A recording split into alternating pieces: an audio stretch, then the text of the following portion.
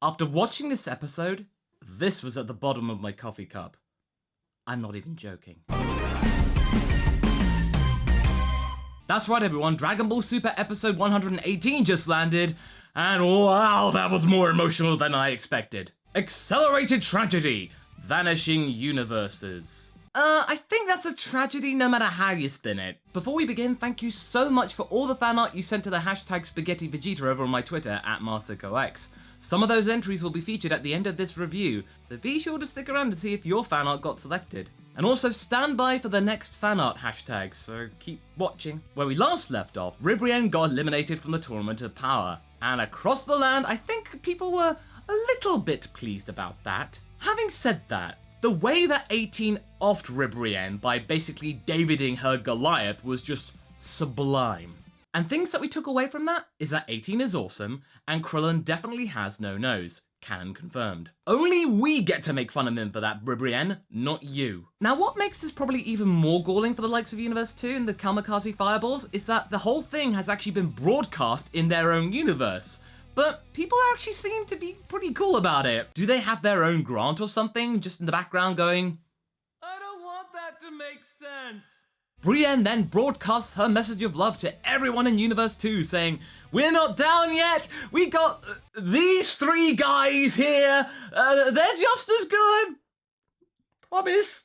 Look on the bright side, Brienne. If you're wrong, then people will hear the last of it, because you and everyone else will be erased. Inside, she is crying in all languages. Now we gotta get back to the fighting, as the remainder of Universe 2 is now going against Goku in his weakened state. Even they are going on about the power of love, where I normally think they wouldn't be in their day-to-day lives. I'm pretty sure with the likes of Hellas looking down upon them, I think they would toe line so they actually don't incur the wrath of her. That and billions of people are watching you. No pressure then. Goku is able to fend them off just enough by giving them bursts of Super Saiyan Blue, despite him being in a weak state. I think that might be a little excessive, Goku. I think Super Saiyan 2 or even 1 would be enough for the likes of them. Also, I think Goku's deliberately trying to make himself super tired so that he would fall into unconsciousness and then get Ultra Instinct again, seeing whether that works. He's testing the waters almost. Inside his mind, he's going through all the maxims and mantras of anyone that goes to the gym. Fight through the pain, become the enlightened warrior, be the Baconator! Now I'm hungry. Roshi then points out that if Goku keeps carrying on this way, that he's going to make a mistake.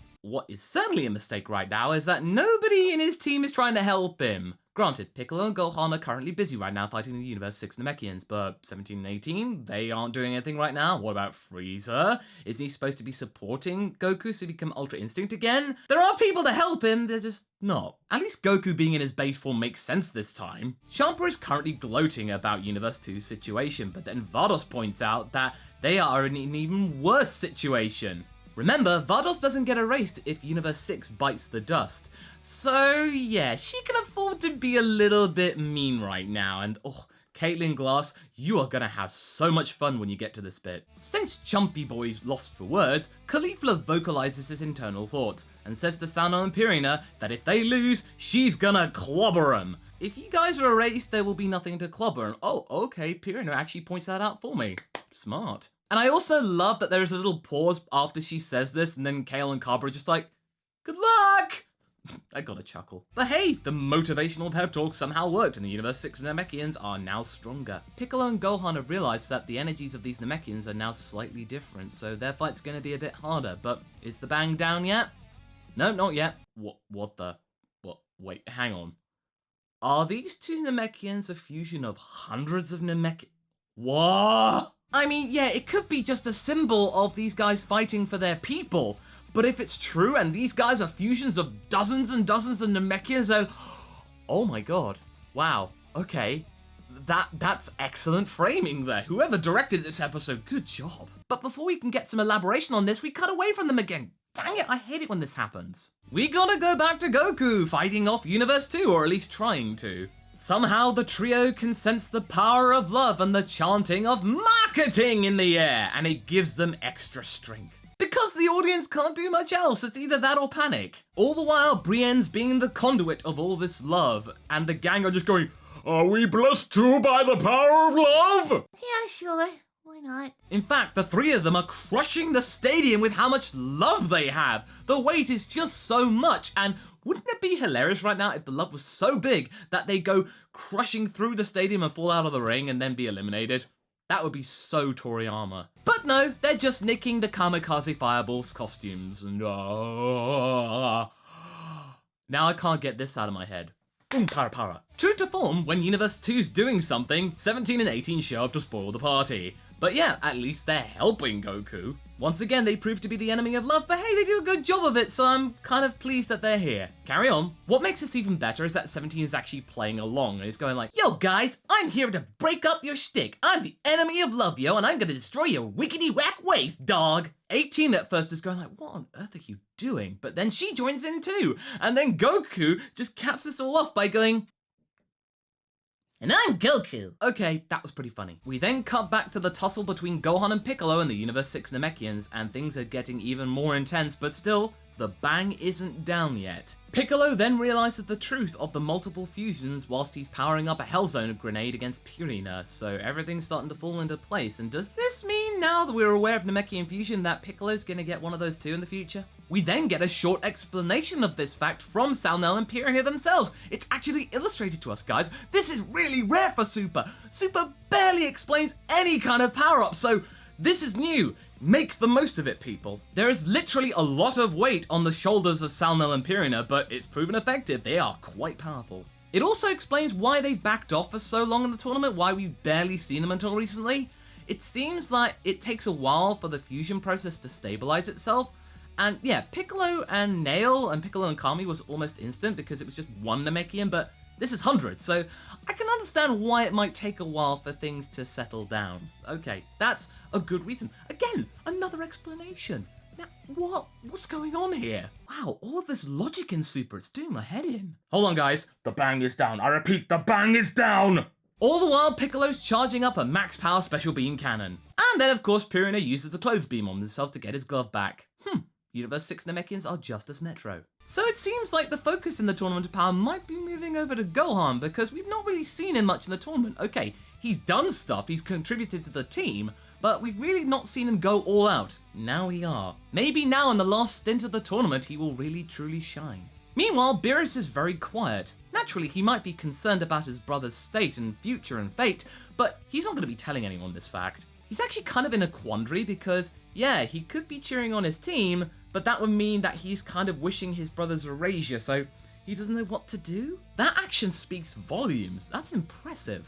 You see, he does care. So it seems like these guys haven't just taken on the costumes of the Kamikaze Fireballs, they have taken on their powers too. So this is just another major troll to the audience. You cannot escape the Kamikaze Fireballs no matter how hard you try. Oh, Toriyama, you're such a trickster. And actually, this gives me an idea. Send in your fan art about which characters you would like to see wearing the Kamikaze Fireball costumes. Send your fan art to me on my Twitter at MasakoX with the hashtag FireballCosplay, and a selection of them will be picked to be featured on next week's review. Good luck! The Grand Priest then begins to praise the likes of Universe 7 for their great momentum and potential, but then points out that they might be starting to feel a little bit drained right now because they perform the hardest. GP, a little word to the wise. Yeah, Goku's a little tired because he's done a lot, but the others, 17 and 18, don't get tired. Gohan and Piccolo haven't really gone all out yet. Gohan's just done that, and Vegeta doesn't seem to be showing any signs of fatigue right now. Your fact is kind of misguided. He continues to comment about Universe 2 and 6 when he's suddenly interrupted by Piccolo's special beam cannon, which strikes Pirina right in the stomach. But it doesn't work. Pirina then returns the favor with a huge mouth cannon engulfing Piccolo and Gohan. I did not expect that. Piccolo then comes to in his own headspace, and oh my god, Kami and Nail are here. They do exist in his mind, guys. They are still there! But where's the pool table, though? Kami silently points out and Piccolo watches as Gohan defended him in a complete role reversal from what Piccolo's been doing to Gohan so many times in the series. And oh my god, this point is just so This is poignant as hell! Before Saonel can fully regenerate, Gohan slams him down to the ground and shows what Ultimate Gohan can do. In a fantastically animated flurry, Gohan then begins his distraction tactic as Piccolo's charging up another special beam cannon. Gohan is barely holding back Zerloin's advances, and the others are actually struggling too against the other Kamikaze Fireballs. It seems like this isn't just a gag, this is a serious power-up. They then combine their powers of love, which is dense and intense. Okay, it's a black hole, it's another black hole. It's an attack that the original Kamikaze Fireballs couldn't do, so these guys are stronger. Okay. The love weighs down on the group and they find themselves falling down the arena, about to be eliminated. And it's actually kind of serious because Goku can't just instant transmission out of there, they gotta think on their feet. But then again, Goku, when he's smiling, you know he's got a plan, and sure enough, he has one. He powers up to Super Saiyan Blue, but before we can see the rest of it, we cut back to Gohan and Piccolo. There's the plan here. We are going to be seeing a father-son Kamehameha again, only this time it's a bit indirect. Gohan and Goku are firing off their blasts at the same time, in different directions for different purposes.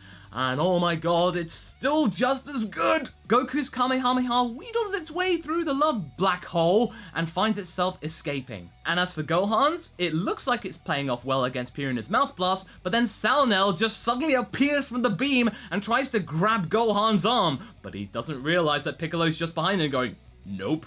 And then releases his full power special beam cannon that takes out both the Namekians at the same time. Excellent tag team tactic! And it's not just the Namekians that are gone, it's the Kamikaze Fireballers too. So yeah, we've lost 5 fighters in one go, and that means both Universe 2 and 6 are out. Having said that though, the Universe 2 team aren't that angry. They band together and actually give the moral support to their universe as well. They're really being quite magnanimous in defeat despite their blusterings earlier on. So, you know what? Okay, I'm gonna give you guys a pass. Caulifla honors her obligation of collaboration and decides to chase around Saonel and Pirina even though they have holes in their stomachs. Wow, okay. Alright, we need some comedy to kind of lighten the mood.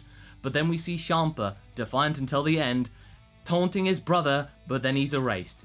Beerus barely says anything, and just wished that Champa actually said something. It's actually really emotional. And as for Vegeta, he is angry for obvious reasons. And we then just end the episode with 13 minutes to go. All in all, this episode was a stunner. The animation was on point, the story was so palpable, and there were so many twists in here I just couldn't keep up. It was just amazing. There's not much else to say. I think this episode will be one of the highlights of the series for many people. And Vegeta capped off the episode perfectly with such a subtle nod to Kaba's elimination that he actually meant something to him. We know he does care for him after all. Oh my god. Okay. But anyway, that was my review for Dragon Ball Super Episode 118. Tune in next time for my review of Episode 119. Until then, guys, be sure to like and subscribe, and check out my Advent Calendar Spectacular Dragon Ball Heroes playlist and link to it in the description. Catch you later!